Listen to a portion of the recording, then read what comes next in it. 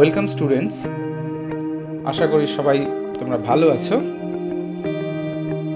আজকের আমি ক্লাস 10-এর ভৌতবিজ্ঞানের 4 নম্বর অধ্যায় অর্থাৎ তাপের ঘটনাসমূহ এই বিষয়ে আমি আলোচনা করব। এই অধ্যায়টি আমি দুটি পর্বে আলোচনা করব। আজ প্রথম পর্বে পদার্থের তাপীয় প্রসারণ নিয়ে আমি আলোচনা করব। আমরা জানি যে কোনো পদার্থকে আমি যদি উত্তপ্ত করি বা গরম করি, তার কিছু একটা পরিবর্তন ঘটবেই। নয় তার আকারের পরিবর্তন হয়ে যাবে, নয় তার আয়তনের পরিবর্তন হবে, কিংবা তার ভৌত অবস্থার পরিবর্তন ঘটবে, অর্থাৎ কঠিন পদার্থ থেকে তরল হয়ে যাবে, তরল থেকে গ্যাসীয় পদার্থ হয়ে যাবে। তবে আজ আমরা এখানে পদার্থের তাপীয় প্রসারণ নিয়ে আলোচনা করব। অর্থাৎ পদার্থকে উত্তপ্ত করলে তার যে আকারের প্রসারণ ঘটে বা আয়তনের প্রসারণ ঘটে সেই সম্পর্কে আলোচনা করব। আমরা কঠিন, তরল, গ্যাসীয় যে কোনো পদার্থই নিই না কেন, প্রত্যেককেই উত্তপ্ত করলেই তাদের প্রসারণ ঘটবে। তবে কঠিন পদার্থের ক্ষেত্রে উত্তপ্ত করলে তাপীয় প্রসারণটা একটু কম হবে, তরল পদার্থের ক্ষেত্রে একটু বেশি, সবচেয়ে বেশি হবে গ্যাসীয় পদার্থের ক্ষেত্রে। আমরা জানি গ্যাসকে উত্তপ্ত করলে সেটি অনেক বেশি আয়তনে বৃদ্ধি পায়। এবার আমরা কঠিনের তাপীয় প্রসারণ নিয়ে আলোচনা করব। কোনো কঠিন পদার্থকে উত্তপ্ত করলে পদার্থের আকার এবং আয়তন উভয় বৃদ্ধি পেতে পারে। সেই হিসাবে কঠিনের তাপীয় প্রসারণ আমরা 3 প্রকার পাই। একটা হচ্ছে দৈর্ঘ্য প্রসারণ, একটা ক্ষেত্র প্রসারণ, একটা আয়তন প্রসারণ। যদি কোনো আমরা ধাতব তার নিই বা দণ্ড নিই ধাতুর, সেই রকম পদার্থকে যদি উত্তপ্ত করি তাহলে তার দৈর্ঘ্যের প্রসারণ ঘটবে। আবার যদি দেখি আমরা কোনো লোহার পাত বা কোনো ধাতব পাতকে উত্তপ্ত করি, দেখব তার ক্ষেত্রফলের বৃদ্ধি ঘটছে, অর্থাৎ সেক্ষেত্রে আমরা ক্ষেত্র প্রসারণ পাব। আবার যদি কোনো ঘনবস্তু নিই আমরা, ধাতব ঘনবস্তু, যেমন ধরো গোলক হতে পারে কিংবা ঘনক জাতীয় কোনো বস্তু হতে পারে, তার ক্ষেত্রে দেখব তার উত্তপ্ত করলে তার আয়তন বৃদ্ধি পাচ্ছে, ফলে সেক্ষেত্রে আমরা তার আয়তন প্রসারণ পাব। এখন এই যে কঠিন পদার্থের যে প্রসারণ ঘটছে, সেটার কিছু উদাহরণ আমরা জেনে নিই। যেমন আমরা দেখেছি রেল লাইনে দুটো লাইনের জোড়ের মাঝে একটু ফাঁক থাকে। এর কারণটা কি? বলছে সূর্যের তাপে, বিশেষ করে গ্রীষ্মকালে প্রচণ্ড সূর্যের তাপ, তার সঙ্গে চাকার এবং লাইনের ঘর্ষণেও প্রচুর তাপ তৈরি হয়।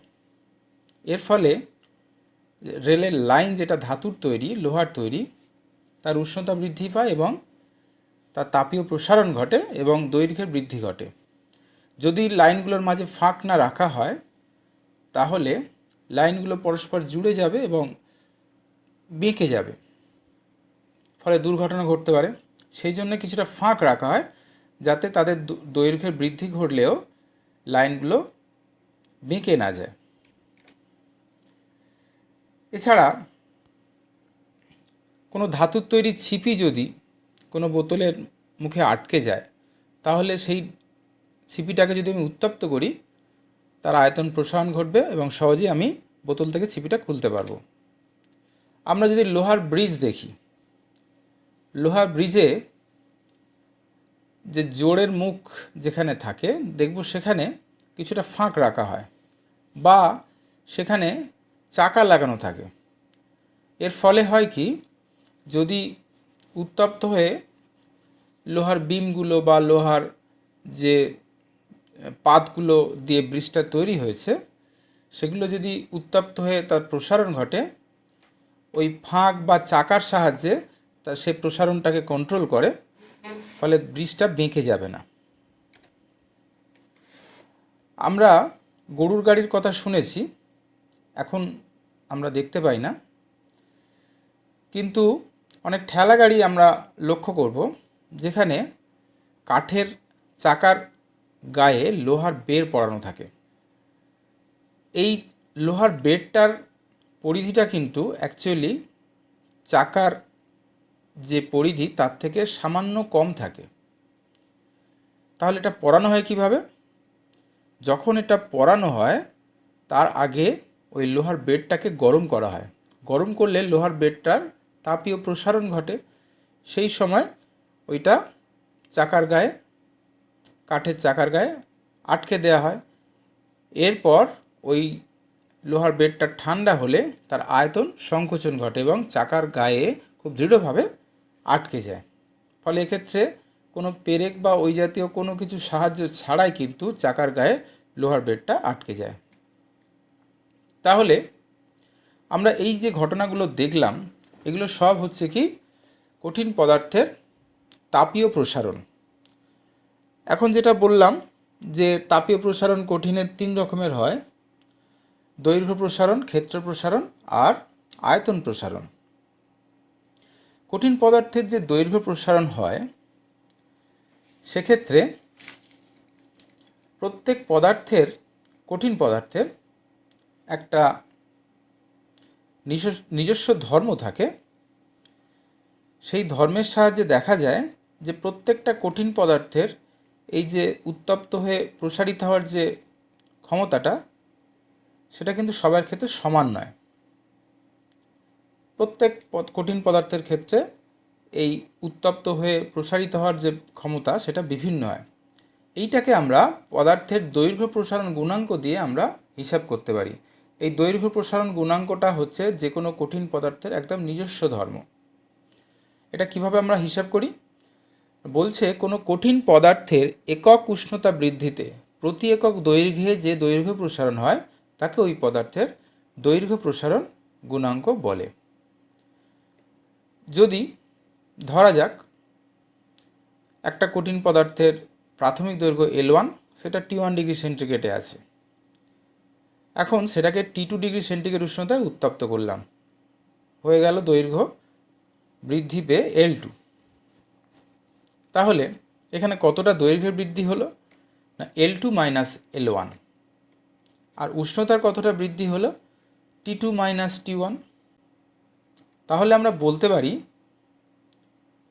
L1 দৈর্ঘ্যে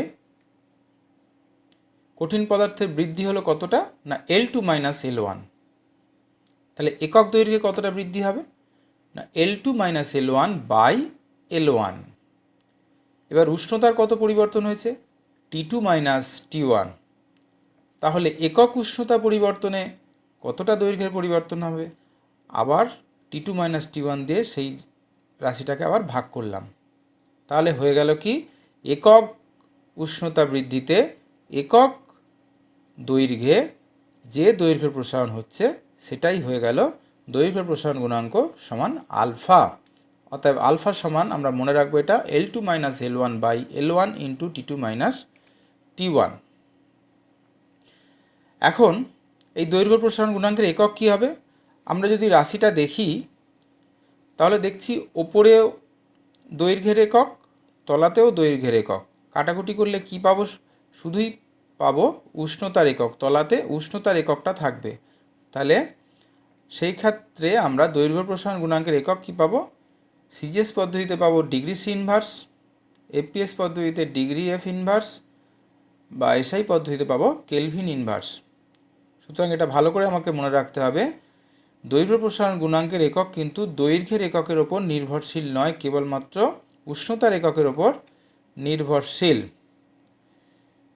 যেহেতু এখানে দৈর্ঘ্যের কোনো ব্যাপার নেই, তাহলে দৈর্ঘ্য প্রসারণ গুণাঙ্কে যদি আমি মাত্রার সংকেত লিখি তাহলে পাবো কি, θ⁻⁻1। এখন একটা উদাহরণ দিয়ে আমরা দৈর্ঘ্য প্রসারণ গুণাঙ্কটা আর একটু ভালো করে বুঝে নিই। ধরা যাক লোহার দৈর্ঘ্য প্রসারণ গুণাঙ্ক 12 × 10⁻⁶ পার ডিগ্রি সি বা ডিগ্রি সি ইনভার্স। এটা বলতে কি বুঝবো তাহলে? তাহলে বুঝবো যদি একক দৈর্ঘ্যের কোনো লৌহ দণ্ড থাকে, তাকে যদি 1 ডিগ্রি সেন্টিগ্রেড উষ্ণতা বৃদ্ধি করি, তাহলে তার কতটা দৈর্ঘ্যের বৃদ্ধি ঘটবে? না 12 × 10⁻⁶ একক। একক দৈর্ঘ্যে। এখন বিভিন্ন পদার্থের আমরা দৈর্ঘ্য প্রসারণ গুণাঙ্কের একটা তালিকা দেওয়া আছে, সেটা দেখে নেব। এই তালিকা থেকে দেখা যাচ্ছে সীসার দৈর্ঘ্য প্রসারণ গুণাঙ্ক কিন্তু মোটামুটি সবচেয়ে বেশি। ফলে কি, মানে সামান্য উত্তাপেই কিন্তু সীসার দৈর্ঘ্যের অনেকটা বৃদ্ধি ঘটবে। এইভাবে একটা চার্ট দেওয়া আছে, ভালো করে দেখো। এর মধ্যে দেখো মোটামুটি সবচেয়ে কম কোয়ার্টজটা সবচেয়ে কম, আর ইনভারেরও সবচেয়ে কম। ইনভারের ব্যবহারটা আমরা করি বেশি। কোথায় করি? ইনভার যে ধাতুটা, এটা সংকর ধাতু। এটা আমরা পরিমাপ করার যে সমস্ত যন্ত্রপাতি হয় সেক্ষেত্রে আমরা ইনভারটা ব্যবহার করি। কারণ কি, অন্যান্য ধাতু ব্যবহার করলে কি হবে, বিভিন্ন উষ্ণতায় তার তো দৈর্ঘ্য প্রসারণ ঘটতে পারে, যার ফলে পরিমাপের অসুবিধা হতে পারে। সেই কারণে আমরা ইনভার দিয়ে এই পরিমাপের যন্ত্রগুলো তৈরি করি, যাতে উষ্ণতা বৃদ্ধি বা হ্রাসে এই যন্ত্রগুলো খুব একটা দৈর্ঘ্যের পরিবর্তন না হয়। এরপর এই যে বিভিন্ন ধাতুর দৈর্ঘ্য প্রসারণ গুণাঙ্ক বিভিন্ন, এই ধর্মটা কাজে লাগিয়ে আমরা দ্বিধাতব পাত তৈরি করি। দ্বিধাতব পাতটা কি না, দুটো ভিন্ন ধাতুর পাত নেওয়া হয় যাদের দৈর্ঘ্য প্রসারণ গুণাঙ্ক বিভিন্ন। এই দুটো ধাতুর পাতকে রিবেট দিয়ে আটকে দেওয়া হয়। এবার এইটাকে যদি উত্তপ্ত করা হয়, দুজনে নিশ্চয়ই সমানভাবে দৈর্ঘ্য বৃদ্ধি ঘটবে না, কারণ দুজনের দৈর্ঘ্য প্রসারণ গুণাঙ্ক আলাদা। তাহলে উষ্ণতা বৃদ্ধি করলে যার দৈর্ঘ্য প্রসারণ গুণাঙ্ক বেশি, সেটা একটু বেশি বেঁকে যাবে, বেশি প্রসারিত হয়, ফলে পাতটা বেঁকে যাবে। এই ধর্ম কাজে লাগিয়ে আমরা থার্মোস্ট্যাট যন্ত্র তৈরি করি বা ফায়ার অ্যালার্ম তৈরি করি। থার্মোস্ট্যাট যন্ত্রটা কি না, বেশি গরম হয়ে গেলে অটোমেটিক কানেকশন অফ হয়ে যায়, যেটা ইলেকট্রিক ইস্ত্রিতে আমরা ব্যবহার করি। বা ফায়ার অ্যালার্ম, যে ফায়ার অ্যালার্মটা কি, যে কোথাও যদি আগুন লাগে তাহলে অটোমেটিক ফায়ার অ্যালার্মটা বেজে ওঠে। সেক্ষেত্রে কী হয়, দ্বিধাতব পাত একটা থাকে কাছে লাগানো, যখনই গরম হয়ে যাচ্ছে দ্বিধাতব পাতটা বেঁকে ফায়ার অ্যালার্মের ঘন্টাটা বাজিয়ে দিচ্ছে, যার ফলে আমরা সবাই সচেতন হয়ে যাচ্ছি। এরপর আমরা দেখব ক্ষেত্র প্রসারণের ব্যাপারটা। আমরা বললাম আগে, যদি এটা একটা লোহার পাত বা কোনো ধাতুর পাত নেওয়া হয়, দেখা যাচ্ছে তার দৈর্ঘ্য প্রস্থ সবই একসঙ্গে বৃদ্ধি পাচ্ছে। যদি গরম করা হয় সেক্ষেত্রে ক্ষেত্রফলটা বৃদ্ধি পাচ্ছে। তা সেক্ষেত্রে আমরা বলবো সেটা ক্ষেত্র প্রসারণ ঘটেছে। তাই এর ক্ষেত্রেও আমরা ক্ষেত্র প্রসারণ গুণাঙ্ক পাই। এটাও পদার্থের নিজস্ব ধর্ম, প্রত্যেকের ক্ষেত্র প্রসারণ গুণাঙ্ক আলাদা হবে। এটার সংজ্ঞাটা কীভাবে পাবো? একইভাবে কোনো কঠিন পদার্থের একক উষ্ণতা বৃদ্ধিতে প্রতি একক ক্ষেত্রফলে, আগেরটাই ছিল দৈর্ঘ্যে, এখানে ছিল প্রতি একক ক্ষেত্রফলে যে ক্ষেত্র প্রসারণ হয় তাকে ওই কঠিন পদার্থের ক্ষেত্র প্রসারণ গুণাঙ্ক বলে। একটু সিমিলারিটি আছে সব কটার মধ্যেই, দৈর্ঘ্য প্রসারণ গুণাঙ্ক, ক্ষেত্র প্রসারণ গুণাঙ্ক, আয়তন প্রসারণ গুণাঙ্ক। একটু লক্ষ্য করলেই তোমরা সহজে এগুলো মনে রাখতে পারবে। তাহলে এক্ষেত্রে ওখানে যেমন দৈর্ঘ্য প্রসারণ গুণাঙ্ক আলফা ছিল, এক্ষেত্রে হয়েছে বিটা, এবং ওখানে L2 - L1 ছিল, এখানে হয়েছে S2 - S1 by S1 × T2 - T1। এটা একটু মনে রাখবো। এবার আসছে আয়তন প্রসারণ গুণাঙ্কর বিষয়ে। একই কথা বলতে হবে। এখানে যদি কোনো ঘনবস্তু নেওয়া হয়, তার দৈর্ঘ্য প্রস্থ উচ্চতা সব কিছুরই যদি পরিবর্তন ঘটে, সব কিছু যদি প্রসারণ ঘটে, তাহলে সেক্ষেত্রে আয়তনের প্রসারণ ঘটবে। তো সেখান থেকেই আসছে আয়তন প্রসারণ গুণাঙ্ক। সংজ্ঞাটা দেখে নেব। কোনো কঠিন পদার্থের একক উষ্ণতা বৃদ্ধিতে প্রতি একক আয়তনে যে আয়তন প্রসারণ ঘটে তাকে ওই পদার্থের আয়তন প্রসারণ গুণাঙ্ক বলে। এখানেও সেই গাণিতিক সমীকরণটা একই রকম হবে। তো আয়তন প্রসারণ গুণাঙ্ককে ধরা হয় গামা। গামা সমান কি, V2 - V1 by V1 × T2 - T1। আয়তন প্রসারণ গুণাঙ্কের একক দৈর্ঘ্য প্রসারণ গুণাঙ্কের মতোই একই রকম। একটু দেখে নাও কীভাবে হিসেবটা করা হয়েছে। ওপরে আয়তনের একক, তলায় আয়তনের একক কাটাকুটি করলে সেই উষ্ণতার একক পাওয়া যাচ্ছে। তাহলে আমরা দেখলাম দৈর্ঘ্য প্রসারণ গুণাঙ্ক, ক্ষেত্র প্রসারণ গুণাঙ্ক এবং আয়তন প্রসারণ গুণাঙ্ক কেউই কিন্তু দৈর্ঘ্যের ওপর নির্ভর করে না, বা ক্ষেত্রফলের ওপর নির্ভর করে না, বা আয়তনের ওপর নির্ভর করে না, কেবলমাত্র উষ্ণতার ওপর নির্ভর করে। ফলে এককটাও শুধু উষ্ণতা দিয়েই হয়। আয়তন প্রসারণ গুণাঙ্ক দিয়েও একটা উদাহরণ এখানে দেখানো হয়েছে। লোহার আয়তন প্রসারণ গুণাঙ্ক 36 × 10⁻⁶ ডিগ্রি ইনভার্স বলতে কি বুঝবো না, লোহার তাপমাত্রা যদি 1 ডিগ্রি সেন্টিগ্রেড উষ্ণতা বৃদ্ধি করি তাহলে লোহার যে প্রাথমিক আয়তন থাকবে তার 36 × 10⁻⁶ অংশ বৃদ্ধি পাবে। এবার আমরা দৈর্ঘ্য প্রসারণ, ক্ষেত্র প্রসারণ এবং আয়তন প্রসারণ গুণাঙ্কের মধ্যে যদি সম্পর্ক খুঁজি তাহলে দেখতে পাবো কি আলফা সমান β/2 সমান γ/3। এটা খুব ভালো করে মনে রাখবে। দৈর্ঘ্য প্রসারণ গুণাঙ্ক সমান ক্ষেত্র প্রসারণ গুণাঙ্ক /2 সমান আয়তন প্রসারণ গুণাঙ্ক /3। এবার আমরা তরলের প্রসারণ নিয়ে আলোচনা করব। আমরা আগেই বলেছিলাম যে তরলের যেহেতু কোনো নির্দিষ্ট আকার থাকে না, তাই তরল পদার্থের দৈর্ঘ্য প্রসারণ বা ক্ষেত্র প্রসারণ নেই, তরলের কেবলমাত্র আয়তন প্রসারণ ঘটে। এটা আমরা একটু লক্ষ্য করলেই দেখতে পাবো যে কোনো জল আমরা যদি গরম করি কোনো পাত্রে নিয়ে, জলের আয়তন কিছুটা বৃদ্ধি ঘটে। এখন তরলের এই যে আয়তন প্রসারণ হয় এটি দুরকমভাবে আমরা হিসাব করি। একটা হচ্ছে তরলের আপাত প্রসারণ, আর একটা হচ্ছে তরলের প্রকৃত প্রসারণ। কেন এইভাবে দুরকম আয়তন প্রসারণ হচ্ছে কেন? আমরা ছবিটার দিকে লক্ষ্য করি। ছবিতে দেখা যাচ্ছে একটা পাত্র নেওয়া হয়েছে, পাত্রে কিছুটা তরল আছে, সেটাকে মুখ বন্ধ করে রাখা আছে, ভেতরে একটা নল ঢোকানো আছে আর উপরে একটা স্কেল লাগানো আছে।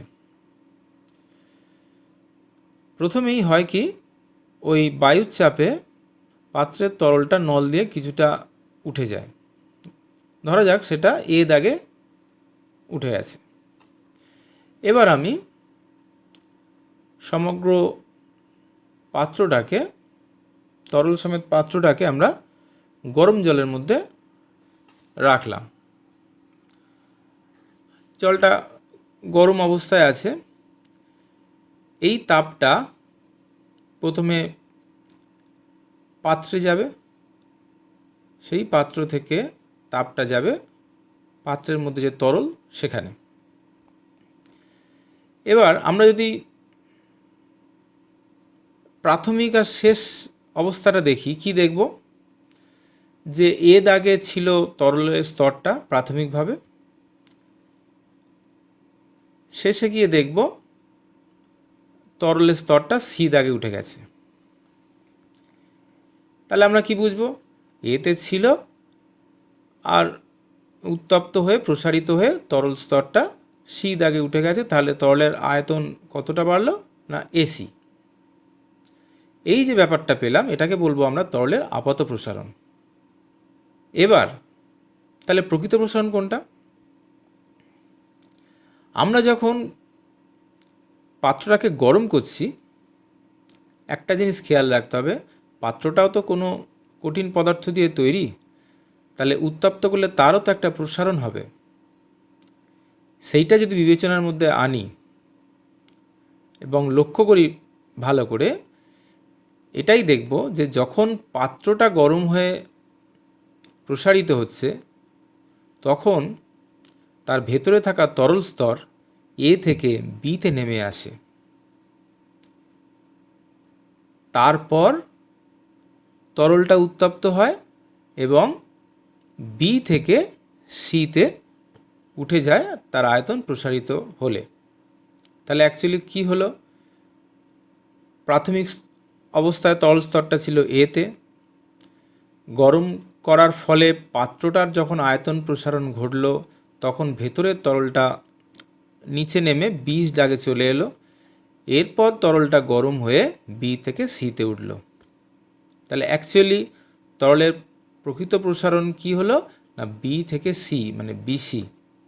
এটাই হচ্ছে তরলের প্রকৃত প্রসারণ। প্রথমে যখন তরলের আপাত প্রসারণ আমরা হিসেব করেছিলাম তখন কিন্তু এই যে পাত্রের প্রসারণটা আমরা বিবেচনার মধ্যে আনিনি, যার ফলে হয়ে যাচ্ছিল সেটা তরলের আপাত প্রসারণ শুধু এসি। যখনই পাত্রের প্রসারণটা বিবেচনার মধ্যে আনলাম তখন প্রকৃত প্রসারণ হলো বি থেকে সি, অর্থাৎ বিসি। তাহলে অ্যাকচুয়ালি তরলের প্রকৃত প্রসারণটা কি হচ্ছে? পাত্রের আয়তন প্রসারণ, মানে এই যে এ থেকে বিতে তরল স্তরটা নেমে এসছে, এটা কেন এসছে? পাত্রের আয়তন প্রসারণ হয়েছে বলে। তাহলে পাত্রের আয়তন প্রসারণ হয়েছে এবি, আর প্লাস তরলের আপাত প্রসারণ হয়েছে এসি। এই দুটো মিলিয়েই হচ্ছে পাত্রের প্রকৃত প্রসারণ। তাহলে এইটা আমরা বুঝলাম যে পাত্রের দুরকম আয়তন প্রসারণ কেন হয়। এখন এগুলো সংজ্ঞা আমরা জেনে নেব। প্রথমেই বলছি তরলের আপাত প্রসারণ কাকে বলছে? যে কোনো তরল পদার্থকে যে পাত্রে রেখে উত্তপ্ত করা হয় সেই পাত্রের প্রসারণকে অগ্রাহ্য করলে, আমি প্রথমে ওটার গুরুত্ব যদি না দিই, তাহলে আমরা কি দেখব? যে তরলের যে প্রসারণ তখন পাবো সেটা হচ্ছে তরলের আপাত প্রসারণ। আমরা ছবিতে দেখে বুঝেছি। এই তরলের আপাত প্রসারণ কী কী বিষয়ের উপর নির্ভর করে? তরলের প্রাথমিক আয়তনের উপর নির্ভর করে, উষ্ণতা বৃদ্ধি, তরলের প্রকৃতি আর পাত্রের উপাদানের উপর নির্ভর করে। সেখান থেকে আমরা তরলের আপাত প্রসারণ গুণাঙ্কের সংজ্ঞা পেতে পারি। কি বলবো? কোনো তরল পদার্থের প্রতি একক উষ্ণতা বৃদ্ধিতে একক আয়তনে যে পরিমাণ আপাত প্রসারণ ঘটে তাকে বলছে তরলের আপাত প্রসারণ গুণাঙ্ক। এর রাশিমালাটা কি হবে? এক্ষেত্রে আমরা gamma A, a means apparent মানে আপাত, সেক্ষেত্রে আমরা পেলাম v'2 minus v1 by v1 into t2 minus t1। এবার তরলের প্রকৃত প্রসারণ কাকে বলবো? না কোনো তরল পদার্থকে যে পাত্রে রেখে উত্তপ্ত করা হয় সেই পাত্রের প্রসারণকে তরলের আপাত প্রসারণের সাথে যুক্ত করলে তরলের যে প্রসারণ পাওয়া যায় তাকে বলছে তরলের প্রকৃত প্রসারণ। সেক্ষেত্রে তরলের প্রকৃত প্রসারণ কী কী বিষয়ে নির্ভর করছে? তরলের প্রাথমিক আয়তনের উপর নির্ভর করবে, উষ্ণতা বৃদ্ধির উপর নির্ভর করবে, আর তরলের প্রকৃতির ওপর নির্ভর করবে। তরলের প্রকৃত প্রসারণ কি? গামা আর মানে গামা রিয়েল মানে প্রকৃত ইজিক্যাল টু কি v2 minus v1 by v1 into t2 minus t1। তরল পদার্থের যে আপাত এবং প্রকৃত প্রসারণ গুণাঙ্ক নিয়ে আলোচনা করলাম, একটা জিনিস খেয়াল রাখবে, তরলের এই যে প্রকৃত প্রসারণ গুণাঙ্ক এটাই হচ্ছে তরলের নিজস্ব ধর্ম। এবং সম্পর্কটা আরেকবার তোমরা দেখে নাও যে তরলের প্রকৃত প্রসারণ গুণাঙ্ক সমান তরলের আপাত প্রসারণ গুণাঙ্ক প্লাস পাত্রের আয়তন প্রসারণ গুণাঙ্ক। এই সূত্রটাকে আরেকটু ভালো করে বোঝানোর জন্য একটা অঙ্ক তোমাদের দেয়া হয়েছে। দেখো, কোনো তরলকে যে পাত্রে রাখা হয়েছে তার আয়তন প্রসারণ গুণাঙ্কের মান দেয়া আছে এবং তরলের প্রকৃত প্রসারণ গুণাঙ্কের মান দেয়া আছে, তাহলে তরলের আপাত প্রসারণ গুণাঙ্ক কত হবে? তাহলে ওই আগের সমীকরণ থেকে আমরা পেতে পারি কি? তরলের আপাত প্রসারণ গুণাঙ্ক সমান হচ্ছে কি তরলের প্রকৃত প্রসারণ গুণাঙ্ক মাইনাস পাত্রের আয়তন প্রসারণ গুণাঙ্ক। সেই মানগুলো বসিয়ে বিয়োগ করলে আমি সম্পর্কটা পেয়ে যাব। এবার চলে আসি গ্যাসের আয়তন প্রসারণের আলোচনায়। গ্যাসেরও যেহেতু কোনো নির্দিষ্ট আকার নেই, তাই গ্যাসেরও কোনো দৈর্ঘ্য প্রসারণ বা ক্ষেত্র প্রসারণ হয় না। গ্যাসীয় পদার্থের কেবলমাত্র আয়তন প্রসারণ হয় এবং উত্তপ্ত করলে গ্যাসীয় পদার্থেরই আয়তন প্রসারণ সবচেয়ে বেশি হয় কঠিন এবং তরলের তুলনায়। কয়েকটা উদাহরণ আমরা দেখে রাখি। একটা বেলুনে কিছু পরিমাণ বায়ু ভরে মুখটা শক্তভাবে আটকে বেলুনটাকে উত্তপ্ত করলেই দেখা যায় বেলুনটা ফুলে উঠছে। কারণ কি? বেলুনের মধ্যে যে বায়ু আছে তার তাপীয় প্রসারণ ঘটছে। একটা কাঁচের বোতলে খোলা মুখ কর্ক দিয়ে আটকে জ্বলন্ত উনুনের পাশে রাখলে কিছুক্ষণ পর খুব জোরে শব্দ করে কিন্তু কর্কটি বোতলের মুখ থেকে ছিটকে বেরিয়ে যাবে। এর কারণ হলো উনুনের পাশে রাখার ফলে উনুন থেকে তাপ নিয়ে বোতলের মধ্যে যে বায়ুটা ছিল সেটা প্রসারিত হচ্ছে এবং তার ফলে ওই কর্কের ওপর চাপ প্রয়োগ করছে, ফলে কর্কটি সজোরে ছিটকে যাচ্ছে। এরকম অনেক ছোটোখাটো উদাহরণ আমরা দেখতে পাই। আর এই যে গ্যাসের প্রসারণটা, এটা কিন্তু গ্যাসের উষ্ণতা এবং চাপ দুটোর ওপরই কিন্তু নির্ভর করে। এবার আয়তন প্রসারণটা কীভাবে হবে? চাপ স্থির রেখে যদি উষ্ণতার পরিবর্তন করা হয় তবেই কিন্তু আয়তন প্রসারণটা হবে। তাহলে আমরা আয়তন প্রসারণ গুণাঙ্কের সংজ্ঞা হিসেবে কি বলতে পারি না, চাপ স্থির রেখে নির্দিষ্ট ভরের কোনো গ্যাসের উষ্ণতা 0 ডিগ্রি সেন্টিগ্রেড থেকে 1 ডিগ্রি সেন্টিগ্রেড উষ্ণতা বৃদ্ধি করলে গ্যাসের প্রতি একক আয়তনে যে আয়তন প্রসারণ হয় তাকে ওই গ্যাসের আয়তন প্রসারণ গুণাঙ্ক বলে। এখানে একটা কথা খুব ভালো করে মনে রাখবে, কঠিন বা তরলের যে সমস্ত গুণাঙ্কের সংজ্ঞা আমরা পড়েছি সেখানে কিন্তু এই 0 ডিগ্রি কথাটা ছিল না। এখানে কিন্তু গ্যাসের ক্ষেত্রে অবশ্যই 0 ডিগ্রি কথাটা উল্লেখ করতে হবে, কারণ 0 ডিগ্রি থেকে 1 ডিগ্রিতে বৃদ্ধি করলে যে পরিমাণ আয়তন সম্প্রসারণ হয়, যদি আমি 20 ডিগ্রি থেকে 21 ডিগ্রিতে যদি আয়তন সম্প্রসারণ করি সেটা কিন্তু আলাদা হবে। সেই কারণে আমাকে সবসময় 0 ডিগ্রি ধরে আমাকে গ্যাসের আয়তন হিসেব করতে হয়। এবার তার গাণিতিক রূপটা দেখে নিই। ধরা যাক স্থির চাপে কোনো গ্যাসের 0 ডিগ্রি সেন্টিগ্রেড উষ্ণতা আয়তন V0 এবং উষ্ণতা বৃদ্ধি করে T ডিগ্রি সেন্টিগ্রেড যদি করা হয় তাহলে গ্যাসের আয়তন হবে VT। তাহলে অতএব গ্যাসের আয়তন প্রসারণ গুণাঙ্কের সংজ্ঞা অনুসারে লেখা যায় গামা পি সমান VT মাইনাস V0, অর্থাৎ যতটা আয়তন প্রসারণ হচ্ছে তাকে প্রাথমিক আয়তন এবং উষ্ণতা দিয়ে ভাগ করতে হবে। সেক্ষেত্রে পেয়ে যাব গ্যাসের আয়তন প্রসারণ গুণাঙ্ক সমান গামা পি।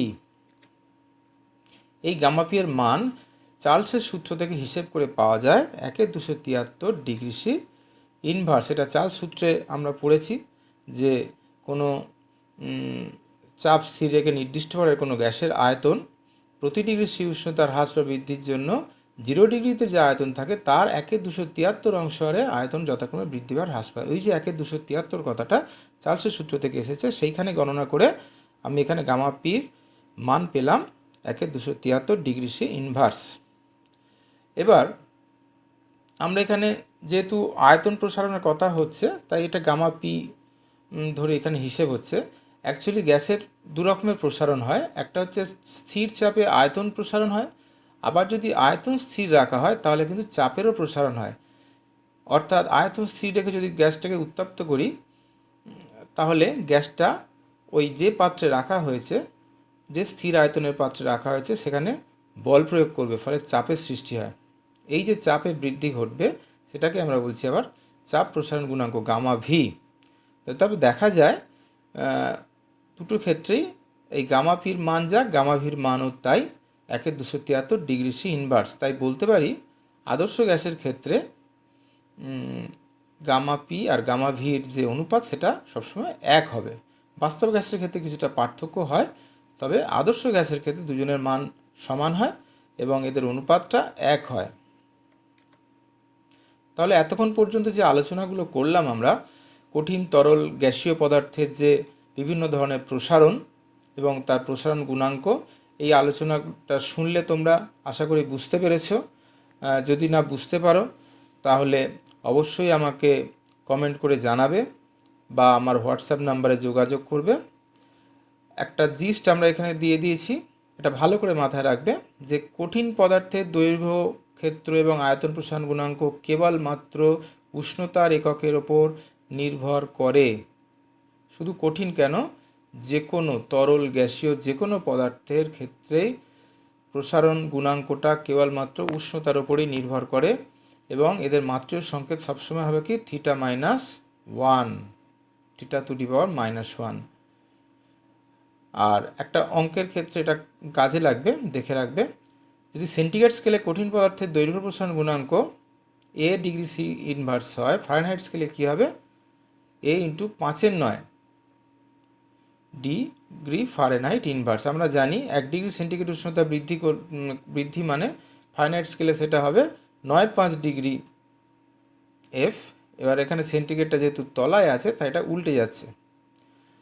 আর কঠিনের প্রসারণ আর তরলের প্রকৃত প্রসারণের পাত্রের কিন্তু কোনো ভূমিকা থাকে না, এটা মাথায় রাখবে।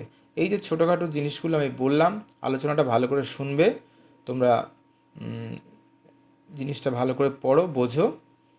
এর পরবর্তী যে পর্বটা সেটা আমি কিছুদিন পরে আবার নিয়ে আসবো। ততদিন পর্যন্ত তোমরা পড়াশোনা করো, ভালো থেকো, ধন্যবাদ।